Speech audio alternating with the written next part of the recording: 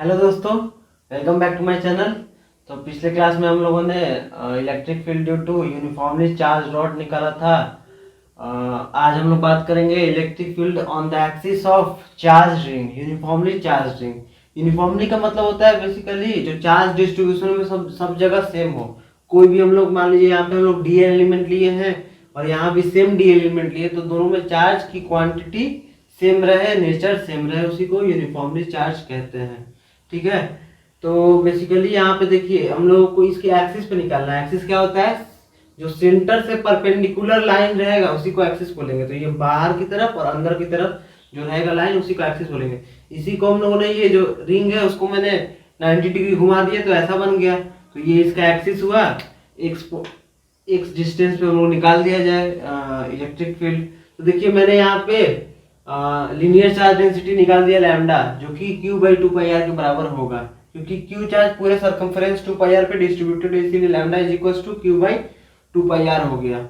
अब देखिए मैंने एक छोटा सा एलिमेंट dl लिया यहाँ पे, और इसके चलते इस पॉइंट पे हम लोग इलेक्ट्रिक फील्ड निकाल रहे हैं। इसके चलते इस पॉइंट पे इलेक्ट्रिक फील्ड क्या होगा? dE। तो इस dE की वैल्यू क्या हो जाएगी? जैसे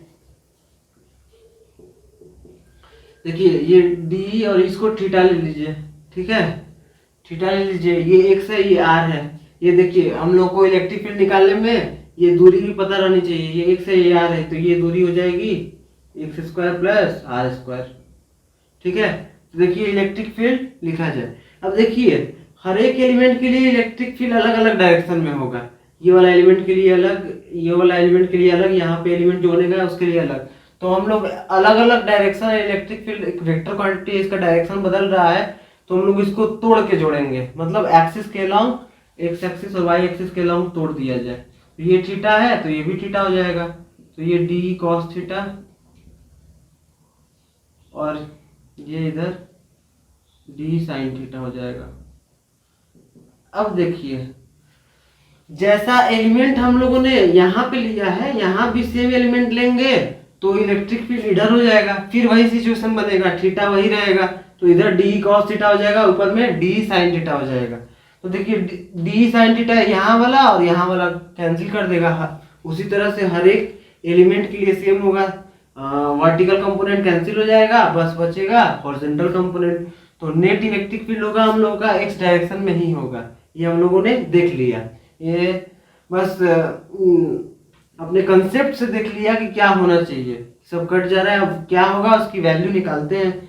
अब देखिए डी कॉस थीटा की वैल्यू निकालना है, यही ई नेट होगा। E net is equals to integration of D cos theta, जोड़ेंगे उस डायरेक्शन में पूरा। देखिए डी की वैल्यू क्या होगी? K into lambda D L, K into lambda D L upon ये दूरी X square plus are square का होल स्क्वायर होगा, तो x square plus are square हो जाएगा। अब देखिए कॉस थीटा भी है। अब इस वाले ट्रायंगल में कॉस थीटा की वैल्यू क्या होगी? देखिए कॉस थीटा एक्स अपॉन ये हाइपोटेनस, एक्स अपॉन ये हाइपोटेनस, तो इसका पावर 3/2 हो जाएगा। 1 + 1/2 3/2 होता है। तो यही है, इसी का इंटीग्रेशन करना है।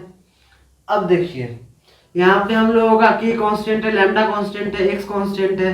एक्स भी यहाँ पे वेरिएबल नहीं है क्योंकि एक्स ही पॉइंट पे निकाल रहे हैं। वेरिएबल क्या है? डीएल है। तो डीएल में इंटीग्रेशन होगा, बाकी सब टर्म बाहर आ जाएगा। देखिए के लैम्डा, लैम्डा की वैल्यू बाद में पुट कर देंगे हम लोग अपन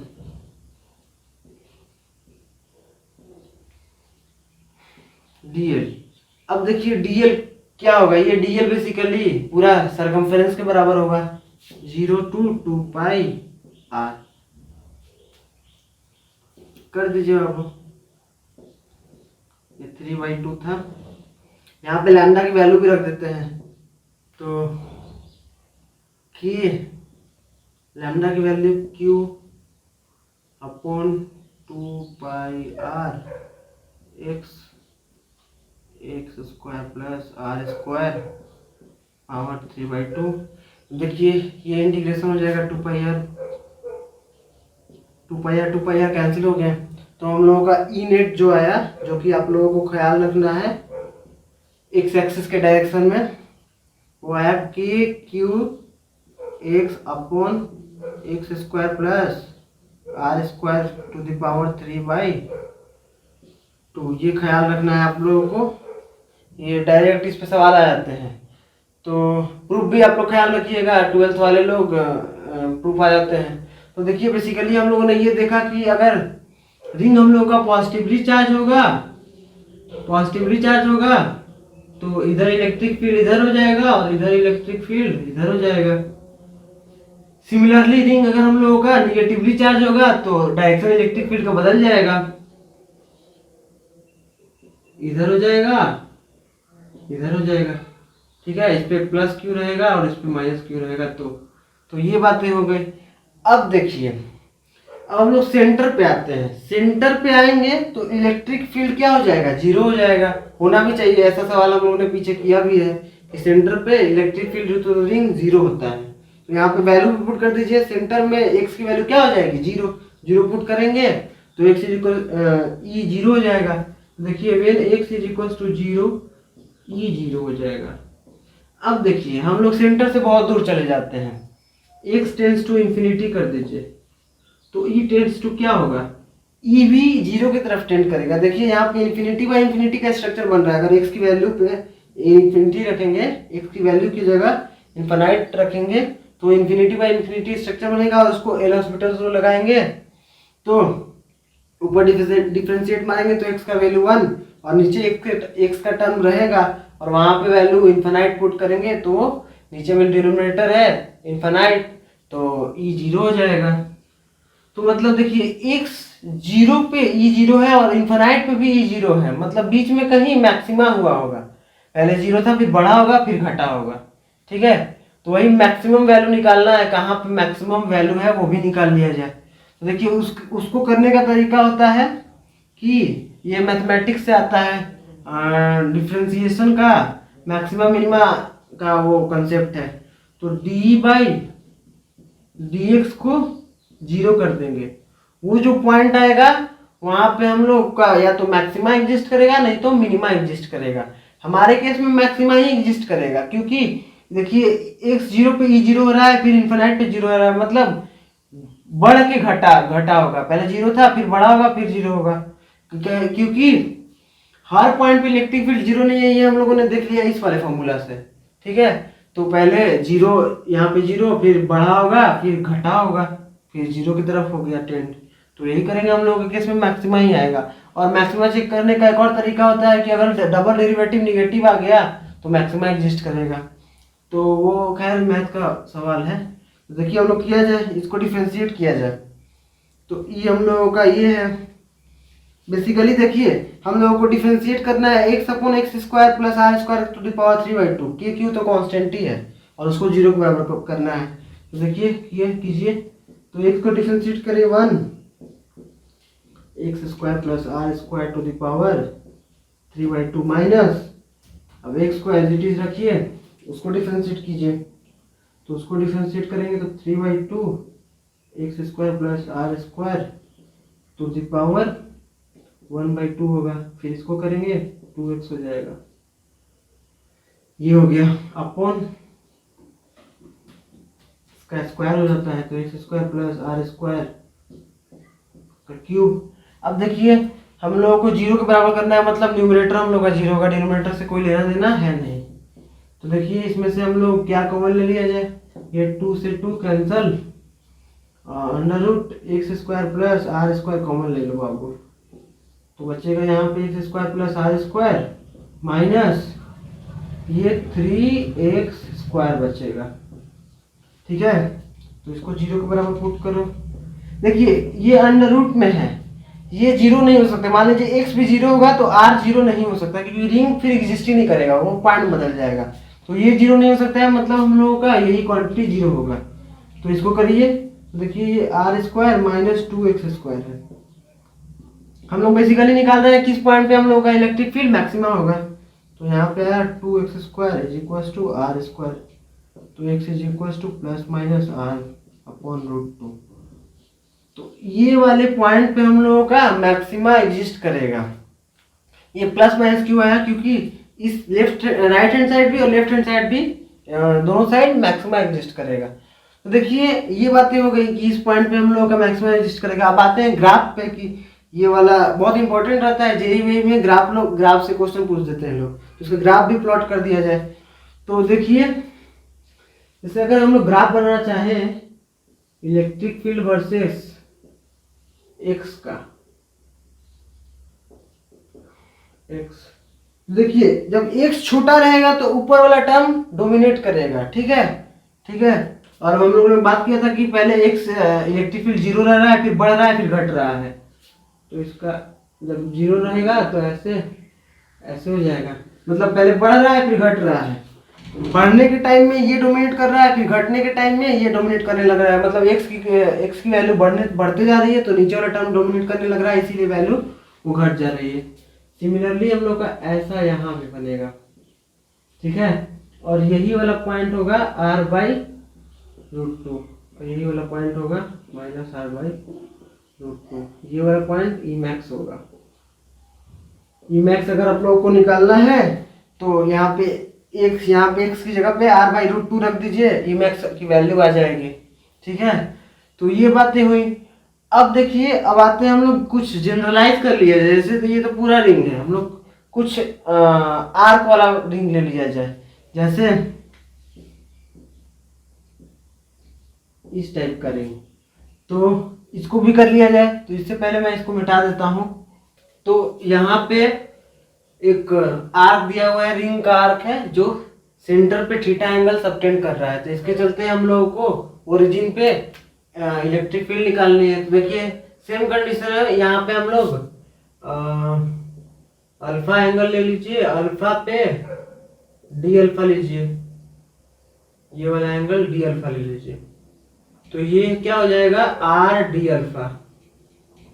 देखिए अब यहाँ पे इलेक्ट्रिक फील्ड ये है, पॉजिटिव चार्ज है तो रिपेल करेगा, तो ये यहाँ पे ऐसे डी हो जाएगा।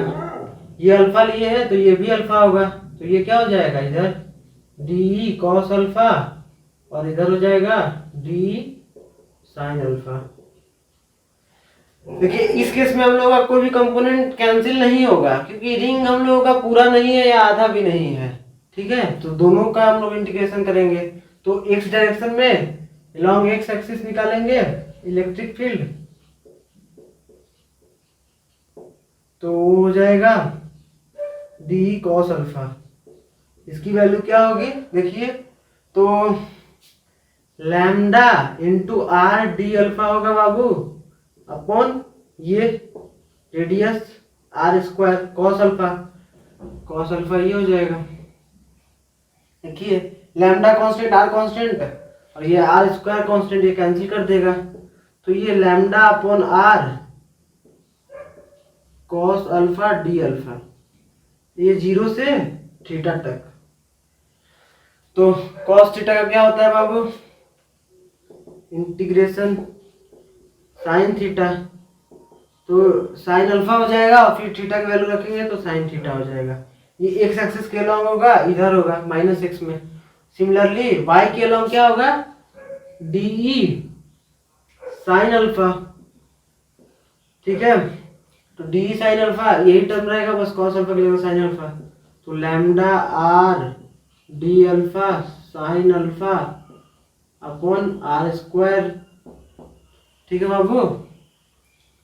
तो same situation lambda upon r बाहर हो जाएगा इंटीग्रेशन के, और साइन अल्फा अपॉन कुछ नहीं होगा डी अल्फा, जीरो से थीटा। साइन थीटा का इंटीग्रेशन क्या होता है minus cos theta, minus cos alpha हो जाएगा, थीटा पुट करेंगे थीटा हो जाएगा, कॉस अल्फा इनपुट कीजिए फिर लिमिट पुट कीजिए जीरो से थीटा, ठीक है बाबू। जीरो से थीटा ही है ना बाबू, तो देखिए क्या रखेंगे minus of cos theta minus of minus cos zero, तो ये प्लस वन हो जाएगा, कॉस जीरो वन होता है, तो ये lambda r one minus cos theta हो जाएगा। ये किधर होगा, ये इस डायरेक्शन में होगा, डाउनवर्ड डायरेक्शन में। तो ये बात हो गई। अभी देखिए नेक्स्ट सवाल की तरफ बढ़ेंगे।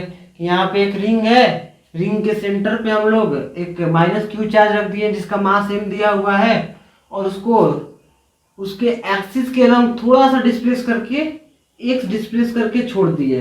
ठीक है, थोड़ा सा डिस्प्लेस किए, ज़्यादा डिस्प्लेस नहीं किए हैं, एक्स डिस्प्लेस किए जहाँ की एक्स बहुत छोटा है आर कंपटीशन में, तो वो एसएचएम करने लगेगा, क्योंकि जैसे ही वो उधर जाएगा नेट फोर्स इधर लगने लगेगा सेंटर की तरफ, क्योंकि इलेक्ट्रिक फील्ड हम लोग का इस डायरेक्शन में है। तो चार्ज जो होता है, अगर माइनस चार्ज होगा तो इलेक्ट्रिक फील्ड के अपोजिट मूव करेगा, तो माइनस चार्ज है, इलेक्ट्रिक फील्ड इधर है तो माइनस चार्ज इधर मूव करेगा।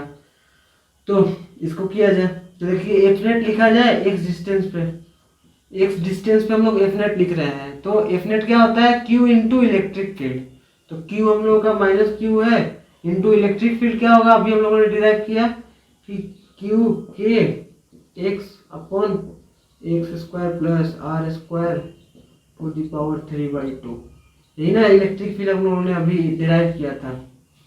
अब इसको कंपेयर करेंगे माइनस के एक्स से, जो कि एसएचएम वाला है, ये के दूसरा है, ये के एसएचएम वाला है, ये इलेक्ट्रोस्टैटिक्स वाला है, ये एसएचएम वाला है, तो वहां से एसएचएम वाला के को कंपेयर करके निकालेंगे तो आ जाएगा क्या। देखिए यहाँ पे हम लोग को इग्नोर भी करना पड़ेगा, क्योंकि ये वाला चीज दिया हुआ है कि आर बहुत बड़ा है एक्स के कंपेरिजन, तो ये क्या हो जाएगा, तो ये इसको इग्नोर करके अगर हम लोग लिखेंगे तो माइनस क्यू क्यू के एक्स, एक्स जीरो की तरफ टेंड करेगा। ठीक है, तो ये आर क्यूब हो जाएगा इज इक्वल टू माइनस के एक्स। अब ये एसएचएम वाला की देख लिया जाए क्या होगा कंपेयर करके, तो क्यू क्यू के अपॉन आर क्यूब, यही हो गया। टाइम पीरियड क्या होता है स्मॉल ऑसिलेशन का 2π√m/k, बहुत बार हम लोगों ने ऐसा सवाल किया है। अब बस के की वैल्यू रख दीजिए आंसर आ जाएगा, तो 2π√m/r³ क्यू क्यू के, ये बातें हो गई। अब देखिए, अब हम लोग नेक्स्ट सवाल की तरफ बढ़ते हैं, यही इसका आंसर हो गया। अब देखिए यहाँ पे नेक्स्ट सवाल हम लोगों का क्या है कि find the force on the rod due to ring. देखिए ये रिंग है जिसपे क्यू चार्ज है, और एक इसके सेंटर से एक इन्फिनाइटली लॉन्ग रॉड है जिसका linear charge density lambda coulomb पर मीटर है। तो इसी रॉड पे फोर्स देखना है इस रिंग के कारण, तो वही सेम सिचुएशन होगा। एफ नेट क्या होता है क्यू इंटू ई, तो हम लोग लिख देंगे क्यू इंटू ई, यहाँ से एक्स डिस्टेंस पे लिखते हैं, एक्स डिस्टेंस पे रॉड पे डी एक्स एलिमेंट ले लिया जाए। ठीक है, तो उसमें चार्ज कितना हो जाएगा डी क्यू हो जाएगा लैम्डा इंटू डी एक्स हो जाएगा, लैम्डा इंटू डी एक्स। तो देखिए, तो क्यू की value lambda into d x, electric field की वैल्यू के क्यू एक्स, इसके चलते इलेक्ट्रिक फील्ड की वैल्यू इस डायरेक्शन में x square plus are square to the power 3/2, ये हुआ बाबू। अब देखिए यही फोर्स हुआ, ये छोटा फोर्स हुआ डी एफ हुआ, हम लोगों को पूरा ये रॉड पे फोर्स चाहिए, तो इंटीग्रेशन का यूज करेंगे। तो देखिए इंटीग्रेशन कर दीजिए दोनों तरफ, तो ये लैम्डा बाहर आ जाएगा, के बाहर आ जाएगा, क्यू बाहर आ जाएगा, अंदर रह गया x d x upon x square plus are square to the power 3/2। देखिए इस टाइप का इंटीग्रेशन फिजिक्स में बहुत आता है, तो ये इसके करने का मेथड होता है substitution method. X square plus are square को आप लोग कुछ टी स्क्वायर मान लीजिए, दोनों तरफ डिफरेंशिएट मारिए, तो 2x dx is equal to 2t dt हो जाएगा, 2 कट गया, मतलब x dx is equal to t dt हो गया। यहाँ पे वैल्यू रख दीजिए lambda q t dt, x dx की जगह t dt, और इसको हम लोग t स्क्वायर मान लेते, तो ये नीचे में t क्यूब हो जाएगा, ये कट जाएगा, t स्क्वायर हो जाएगा। t स्क्वायर का इंटीग्रेशन क्या होता है, टी स्क्वायर का इंटीग्रेशन होता है -1/t। अब लिमिट पुट कीजिए, तो देखिए हम लोगों का लिमिट अब t में ही पुट होगा, तो जब x जीरो था तो t क्या था r, और x इंफिनिटी की तरफ गया तो t किसकी तरफ गया इन्फिनिटी की तरफ, तो ये लैम्डा के क्यू अपॉन आर। ठीक है, ये आंसर हो गया एफ नेट। ठीक है, ये एफ नेट हो गया इस डायरेक्शन में हॉरिजॉन्टली। अब देखिए इसको करने का एक और मेथड है। जैसे मैंने आप लोगों को बताया था, ये दोनों जितने कूलम्ब्स लॉ के फोर्स होते हैं ना, वो एक्शन रिएक्शन पेयर रहते हैं। तो इसको रिंग को ऐसे बना दीजिए। ठीक है, और ये रॉड है। अब देखिए मैंने रॉड के चलते, सेमी इनफिनाइट रॉड के चलते आपको बताया था इलेक्ट्रिक फील्ड उसके परपेंडिकुलर डायरेक्शन में और पैरेलल डायरेक्शन में। तो देखिए इस डायरेक्शन में के लेमडा अपॉन आर क्या होता है, k lambda upon r sine theta 1 plus sine theta 2। यहाँ पे थीटा 1 की वैल्यू 90 डिग्री, थीटा 2 0 डिग्री। इस डायरेक्शन में वैसे ही हो जाएगा k lambda upon r. Similar case होगा सभी, इधर भी के लेमडा अपॉन आर, नीचे में के लेमडा अपॉन, सब vertical component k lambda upon r, हर जगह के लेमडा अपॉन आर, हर जगह k lambda upon r. Horizontal component भी के लेमडा अपॉन आर, लेकिन हॉरिजॉन्टल कंपोनेंट हम लोग देख रहे हैं कि सब एक दूसरे के अपोजिट है, इधर होगा ये इधर होगा, तो कैंसिल कर देंगे। लेकिन वर्टिकल कंपोनेंट सब नीचे ही है तो वो एड अप हो जाएंगे, तो उसको कर लीजिए सब जगह। अब देखिए एफ नेट क्या होता है हम लोगों का, Q इंटू ई इलेक्ट्रिक फील्ड, इसके चलते हम लोग को पता है के लेमडा अपॉन आर, हर जगह सेम है। ठीक है, हर जगह सेम है। और इंटू क्यू, इस पे कितने चार्ज है, इस पे कितने चार्ज है, तो क्यू। तो ये आ गया। देखिए ये रॉड रिंग पे इतना फोर्स लगा रहा है k lambda Q upon are, तो रिंग भी रॉड पे उतना ही फोर्स लगाएगा, एक्शन रिएक्शन पेयर होते हैं। तो देखिए दोनों आंसर सही है। तो ये थोड़ा स्मार्टली तरीका हो गया, ये थोड़ा दोनों भी सही है। अब एग्जाम में अब जिसको जो तरीका सूझ जाए उस टाइम वो सही है, इसलिए मैंने दोनों तरीका बता दिया। अब देखिए इसके बाद में हम लोग नेक्स्ट सवाल की तरफ बढ़ते हैं आगे, तो इसको मिटा लिया जाए। तो यहाँ पे देखिए एक सवाल है कि ये रिंग है, रिंग के एक्सिस के ऊपर एक चार्ज Q रखा हुआ है और रिंग पे चार्ज है Q, कैपिटल Q, और इसके एक्सिस पे स्मॉल q चार्ज रखा हुआ है जिसका मास m है। और इसको स्लाइटली हम लोगों ने ऊपर डिस्प्लेस किया, तो हम लोगों को ये इक्विलिब्रियम कंसेप्ट है, इक्विलिब्रियम का ही मतलब कंसेप्ट है, उस पर सवाल है कि सबसे पहले तो इसमें यही एक सवाल है कि ये ऐसे कितने पॉइंट रहेंगे कि ये इक्विलिब्रियम में रहेगा, मतलब यहाँ पे भी रह सकता है, यहाँ पे भी रह सकता है, यहाँ पे भी रह सकता है, मतलब कितने नंबर ऑफ पॉइंट्स हैं, कितने नंबर ऑफ इक्विलिब्रियम पॉइंट्स हैं, यही पहला सवाल बनता है। तो इसका जवाब होगा 2 इक्विलिब्रियम पॉइंट्स होंगे। तो 2 इक्विलिब्रियम पॉइंट्स कौन कौन होंगे, कैसे होंगे, आप लोगों को लग रहा होगा कि एक ही इक्विलिब्रियम पॉइंट होना चाहिए। तो 2 इक्विलिब्रियम पॉइंट वो मैंने आपको इसीलिए ग्राफ बताया था। देखिए जैसे ये ग्राफ मैंने बनाया था रिंग के चलते इलेक्ट्रिक फील्ड ऐसे था, ऐसे था। तो देखिए 2 वैल्यू आ रही हैं इलेक्ट्रिक फील्ड के सेम वैल्यू के लिए 2 x1 x2 मिल रहे हैं। ये x1 हुआ, ये x2 हुआ, मतलब सेम इलेक्ट्रिक फील्ड के लिए 2 x1 x2 वैल्यू हो रही है। तो ये तो क्लियर हो गया कि 2 हम लोगों को वैल्यू मिलेगी x1 x2, जिससे ये इक्विलिब्रियम में रहेगा। ठीक है, तो अब देखिए इसमें टाइप ऑफ इक्विलिब्रियम बताना है कि x1 पे रहेगा तो स्टेबल है, अनस्टेबल है। तो ये चारों ऑप्शंस हैं कि x1 और x2 आ रही है stable equilibrium, x1 x2 unstable में रहेंगे, x1 स्टेबल में x2 अनस्टेबल, वैसे ही है। ये कब है स्टेबल अनस्टेबल, कब, जब मैंने x1 पे ले गया इस पार्टिकल को और स्लाइटली उसको डिस्प्लेस करके छोड़ दिया ऊपर के डायरेक्शन, मतलब ऊपर डिस्प्लेस करके छोड़ दिया, तो कैसा इक्विलिब्रियम रहेगा। तो देखिए बेसिकली यहाँ पे अगर x1 पे रहे हम लोग उसको डिस्प्लेस करेंगे तो यहाँ पे देखिए हम लोगों का इलेक्ट्रिक फील्ड बढ़ जा रहा है, तो ये और ऊपर की तरफ चला जाएगा। देखिए इक्विलिब्रियम का कंसेप्ट यही रहेगा ना कि ऊपर में Q ही लगेगा और नीचे में mg, दोनों एक दूसरे के बराबर रहेंगे, Q mg के बराबर। तो mg बदला नहीं और E की वैल्यू बढ़ गई, अगर x1 के पास लेके ऊपर डिस्प्लेस करके छोड़ गए तो पार्टिकल ऊपर चला जाएगा। तो x1 तो अनस्टेबल इक्विलिब्रियम में।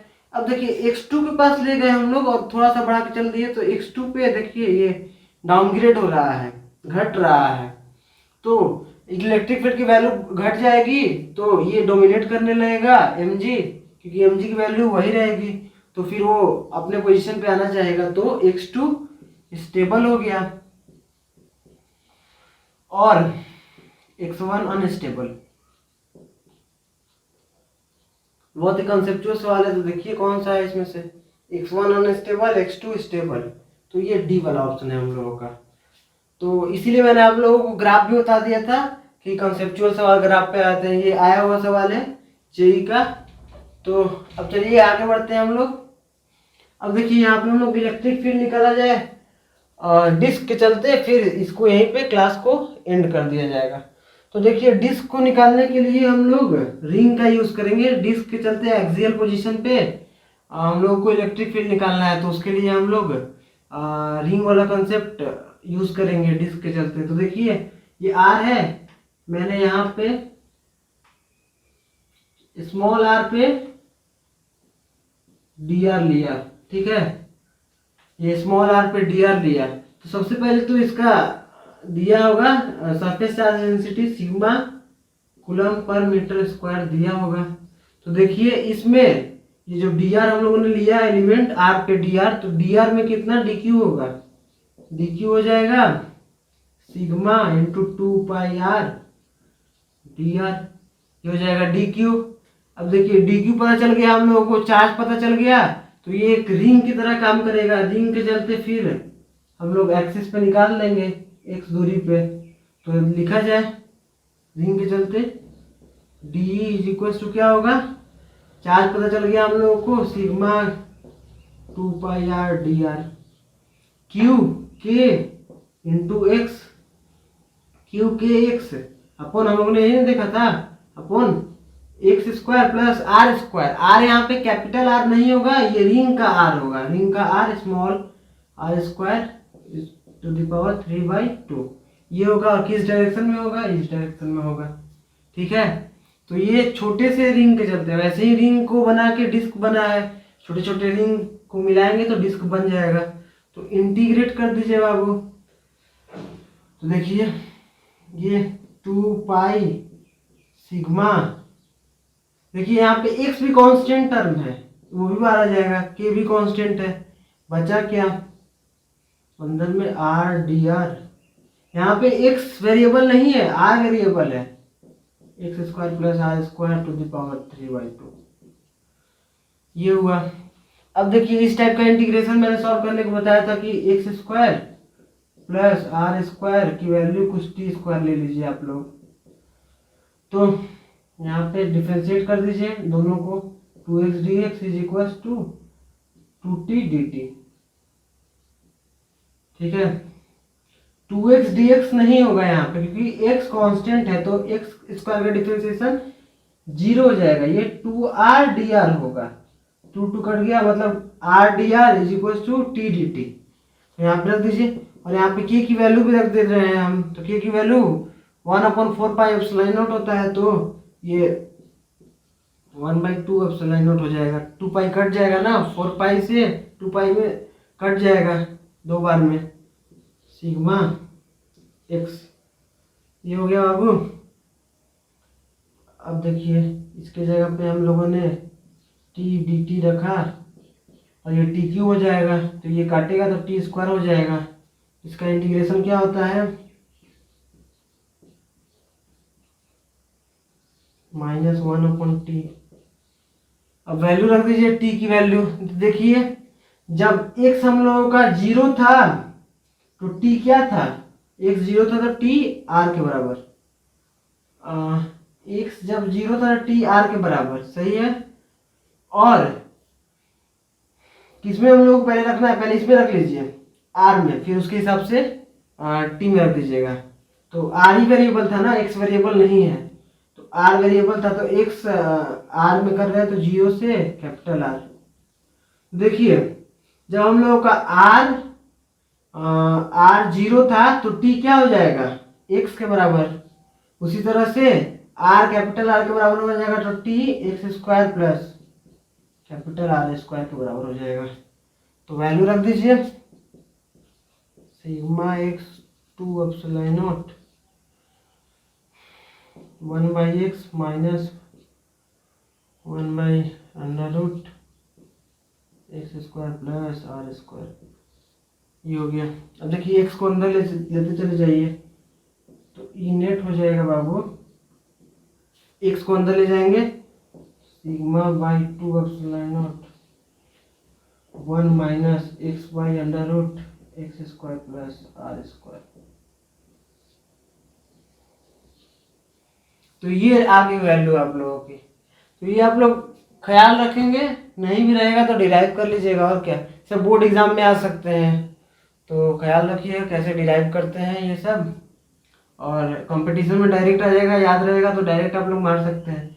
अब देखिए इस पे एक और कंसेप्ट है, जैसे डिस्क बहुत बड़ा हो जाएगा तो क्या होगा। जैसे हम लोग आगे पढ़ेंगे electric field due to a infinitely long charge sheet. तो अगर इसी को डिस्क को बड़ा कर दे तो उसी को हम लोग कह सकते हैं इन्फिनिटली लॉन्ग चार्ज शीट। तो उसका भी हम लोग यहाँ से डिराइव कर सकते हैं, और उसको गॉस थ्योरम से भी, गॉस लॉ से भी डिराइव कर सकते हैं। तो देखिए इन्फिनिटली लार्ज शीट होने का मतलब क्या होता है।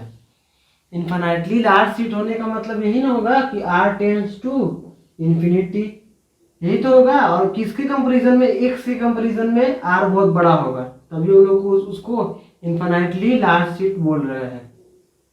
तो देखिए r टेंड्स टू इंफिनिटी करेंगे हम लोग अगर, तो देखिए ये क्या हो जाएगा, ई नेट हो जाएगा हम लोग का σ/2ε0। यही हम लोग गॉस लॉ में भी देखेंगे, electric field due to infinite charge sheet.